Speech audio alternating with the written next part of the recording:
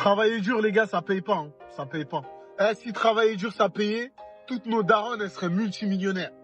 Ce qui paye réellement, c'est travailler intelligemment. L'effort et la fatigue ne sont pas des causes pour la création de richesse. Travailler dur, c'est quelqu'un qui est orienté vers l'effort.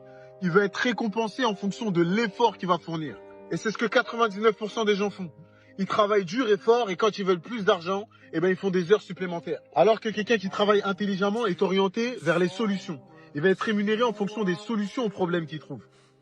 À l'époque où je travaillais encore à la SNCF, j'avais une collègue à moi qui voulait à tout prix une augmentation.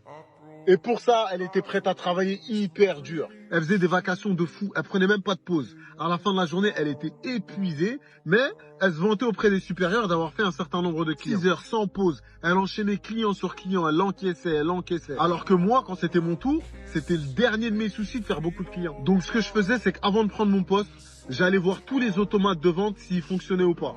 Je les réparais tous et je mettais une grosse pancarte avec écrit dessus « Tous les automates fonctionnent, temps d'attente estimé, 3 minutes ». Ce qui fait que les gens, quand ils arrivaient, ils disaient qu'ils allaient gagner plus de temps en allant sur l'automate qu'en venant au guichet. Moi, je prenais 5 fois moins de clients qu'elle et en plus de ça, j'allais tout le temps en pause. Sauf qu'à la fin de l'année, quand il fallait donner les récompenses, à qui est-ce que vous croyez qu'ils donnaient la récompense?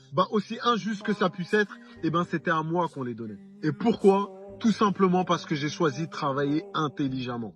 Et ça, c'est une réalité. Si vous voulez réellement vous enrichir, il faut que vous mettiez dans la tête que l'effort et la fatigue ne sont pas des causes pour la création de richesse. Ça peut être des conséquences, mais ça ne sera jamais des causes.